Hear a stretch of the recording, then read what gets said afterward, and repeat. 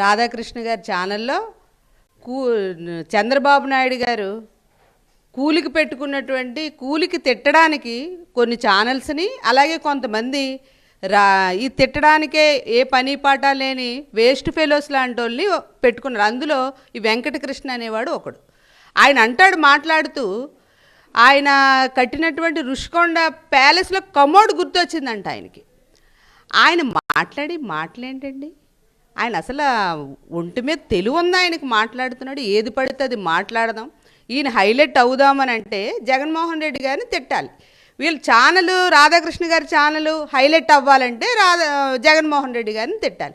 మళ్ళీ జగన్మోహన్ రెడ్డి గారు పెట్టినటువంటి ప్రెస్ మీట్లో తప్పే ఉందండి? 2014లో మీరు గెలిపించినప్పుడు 2019 వరకు రాజధాని కట్టలేకపోతే ప్రజలు చెప్పుతో కొట్టి 23 సీట్లు ఇచ్చి మీకు ఇంటికి పంపించారు. అది పక్కన పెడదాం. తర్వాత మీరు సిగ్గు లేకుండా ముగ్గురు కూడా కలిసి ఈరోజు మేము రాజధాని కడతాం, అది కడతాం, ఇది కడతాం అని చెప్పి విషప్రచారం చేసి ఈరోజు అధికారంలోకి వచ్చారు. వచ్చిన తర్వాత మీరు చేసే పనులు ఏంటండి? మీరు పెట్టే డిబేట్లు ఏంటండి? మీరు ఏబిఎన్ ఛానల్ ఉండొచ్చు, మీకు తిట్టడానికి రాజకీయంగా ఇండైరెక్ట్గా ఉన్నటువంటి తిట్టే బ్రోకర్ నా కొడుకులు కూడా ఉండొచ్చు మీకు.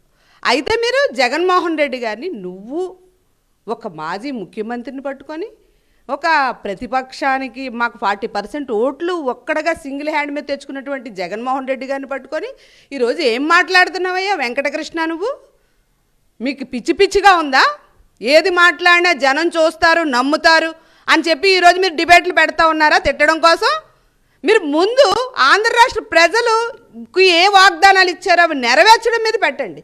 ఇంత మొల లోతు దిగిపోయి గోతులు ఉన్నాయి రోడ్ల మీద, అవి మీకు కనబట్టలేదు, దాని మీద డిబేట్ పెట్టక్కర్లేదా? ఎవడెవడో వేస్ట్ ఫెలోస్ గారిని తీసుకురావడం, ఎవడైతే బాగా తిడతాడో వాడికి ట్రైనింగ్ ఇవ్వడం, మీరు వల్లించలేని మాటలు, పలకూడని మాటలు డిబేట్లలో పెట్టి ఈరోజు జగన్మోహన్ రెడ్డి గారిని తిట్టించడమే పనిగా మీరు డిబేట్లు పెడతా ఉన్నారా?